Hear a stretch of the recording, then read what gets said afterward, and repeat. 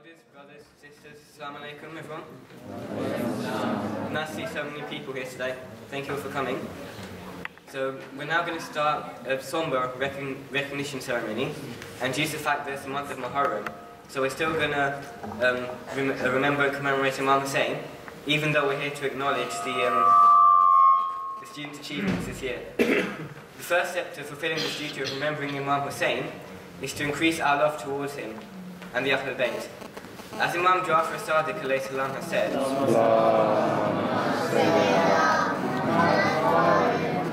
surely, for every act of worship, there is another superior to it, and love the Ahlul Bayt is the most superior act of worship. Salawat.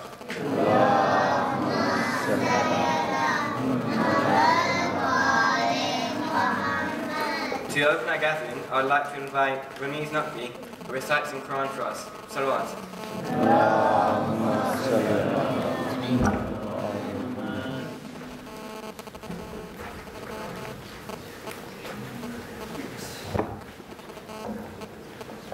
Salawat.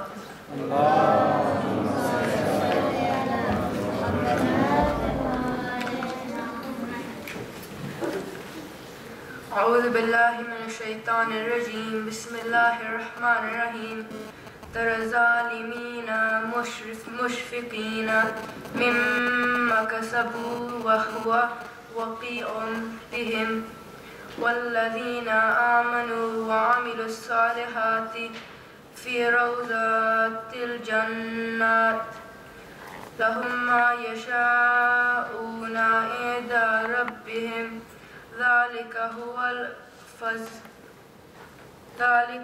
الفضل الكبير ذلك الذي يبشر الله عباده الذين آمنوا وعملوا الصالحات قل لا أسألكم عليه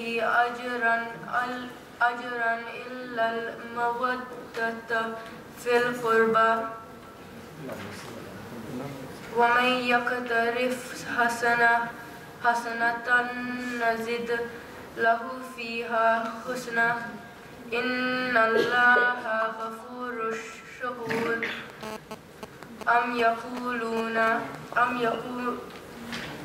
يقولون افترى على الله كذبا فإن يشاء الله يختم على قلبك ويمحو الله الباطل ويحق الحق بكلماته إنه عليم بذات الصدور صدق الله العلي العظيم.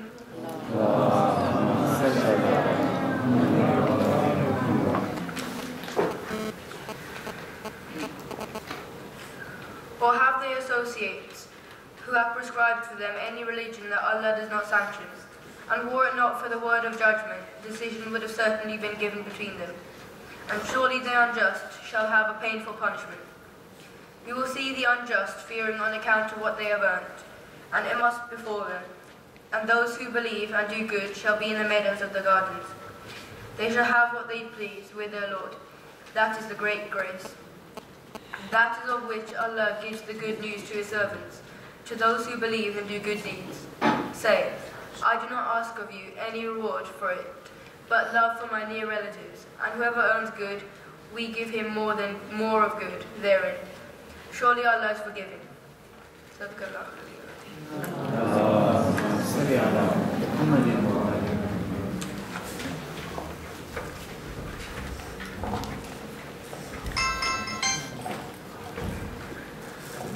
Thank you, Mies. That was very well recited. So at this gathering is in the month of Muharram. It's dedicated to Imam Hussein. So we think it's only right to say a few words about Imam Hussein and about his message. Many people always raise the following question at the start of every Muharram: why do the Shia insist on commemorating Imam Hussein every single year, despite the fact he was martyred 1400 years ago? People, Muslims and non-Muslims, propose this question with the start of every Muharram, seeking answers. The answer is very simple, yet very essential to understand. The followers of the Ahlul Bayt insist on commemorating this tragedy of Imam Hussein every single year, because the concept is much larger than just mourning an individual that we love and hold as a leader, but rather it is about universal principles that Imam Hussein and his loyal companions sacrificed for. No one can disagree about the iconic figure Imam Hussein, because the Prophet's sayings in him are a testament to how magnificent this leader is. The Prophet states in a narration that Hussein is from me and I am from Hussein, proving that when we are commemorating Imam Hussein, we are celebrating the Prophet. Thus, I say that we honor Ashura every single year, because we are remembering the principles and values that Imam Hussein revolutionized for, and there are many: justice, equality, sacrifice, and loyalty. Imam Hussein sacrificed his blood for this, and this is why we even have non-Muslims recognizing this fact, such as Gandhi, Charles Dickens, and Edward Gibbon. These people admired Imam Hussein because they honored his message that's applicable today and every day. I would now like to invite up Qamar Uncle to present his annual report. Can you please welcome him with the salawat?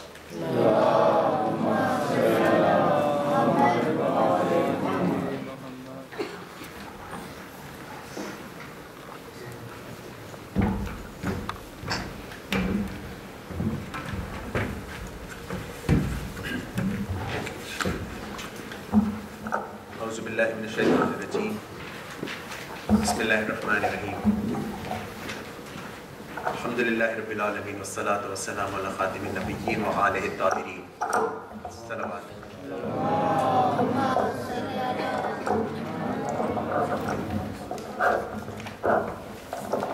Very aptly, we just heard about Imam Hussein's words, and it reminds me of those other words from Noble Imam, who said, "People are slaves to the world, and as long as they live favorable and comfortable lives, they are loyal to religious principles. However, at hard times, the time of trials, true religious people are scarce." Imam Hussein has such a central figure in our belief, in our practices, and in our values, that it just feels so appropriate to have the continuity in our next generations. And when I was listening this morning, and as the people who have been here from the beginning will remember, the first year we started to prompt the children. And this year, I don't think any of the adults had anything to do with the majlis, which was, mashallah, organized and delivered every single thing by the children. So a loud salawat for them. And in Urdu, theology goes, which says, "Shama se shama jale, silsila jari rahe, hum rahe ya na rahe, ye azadari hai." Meaning the candle lights the candle. This continuity must go on.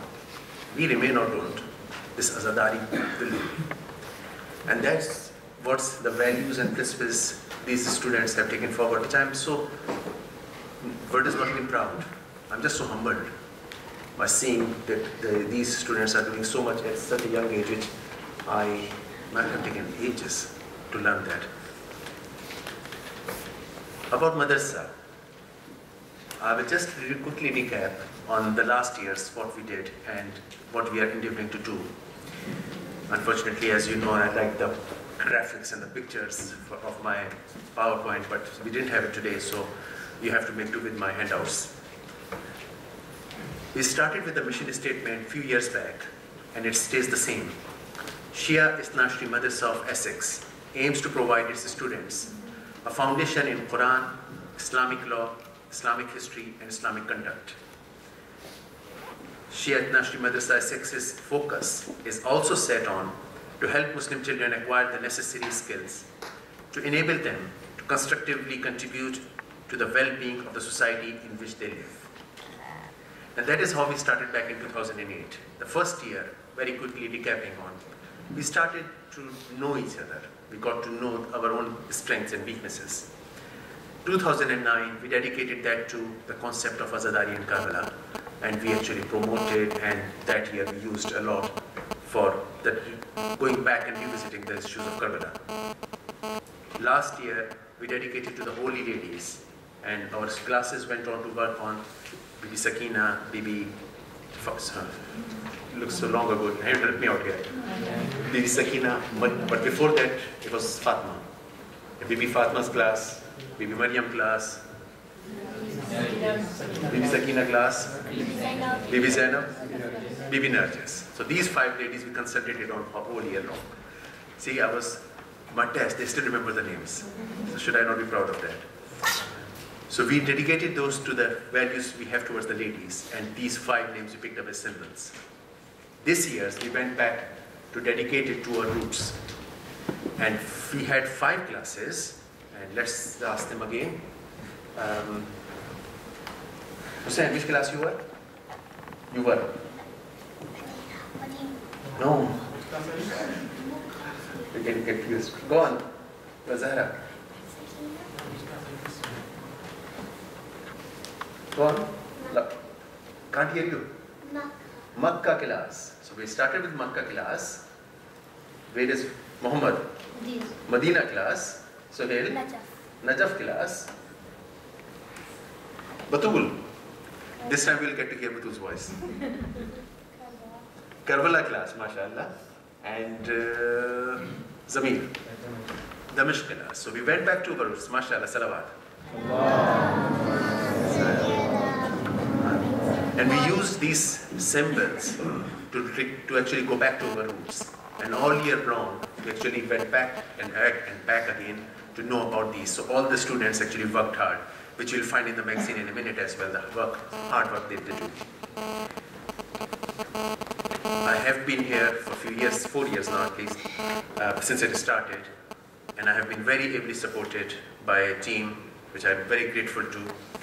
Sister Akila and Sister Shabnam as deputy principals, Muntazir Bhai as our administrator, subjectory Sister Shabnam, Imran, Sister Nikhat, Muntazir, academic lead Imran, parents representative as Minaz Bhai, and students EC representative Tibu Bhai. And this year we had a new post which was students representative. And that was Danyar for the year long. And as you saw how is he able to deliver when it comes. So mashallah, he has become the part of a strong team, and he has come up with an idea that he will have a council of the students, which we will have this year. This year we started, very quickly recapping the year. In January, we started with the new classes. We held Madrasa Majlis, and because of the last year's snowing, the Madrasa's annual ceremony was pushed to January this year, in which our annual lecture was delivered by Brother Abdul Rauf Shokia. In May, we held our classes, had our midterm exams, and in May, we held a fruitful day in which we wanted to look at our minimum standards, what at a particular age we want our child to achieve, or ourselves to achieve. And we have come up with minimum standards, which you will again find in the magazine, and again our teachers will try to start working hard. It might be part of the syllabus, it might not be part of the syllabus. But what we will be really aiming for and drilling it in, that by the time they are 7 years of age, or 10 years of age, or 14 years of age, they have achieved certain standards as a minimum. And then they can read the whole of the syllabus after that. In June, we had a very nicely held Parents' Day. And that day we dedicated to Imam Ali because it fell in Rajab. And we reenacted the event of Muakhat, in which everybody got to actually call other people brothers. In July, we had our Sports Day, which again was the pinnacle of the year. We had the MP for Chelmsford and Health Minister Simon Burns, who came along with Mrs. Dawn Baker, the head teacher of this school, a school governor, and some of the school students. The same day, actually, our deputy principal, Sister Atila, was invited to BBC Essex to give an interview about our activities. The event was covered by Essex Chronicle, and may I dare say, the best team won the football match. Wow. Because of the best goalkeeper in the world who stopped the penalties.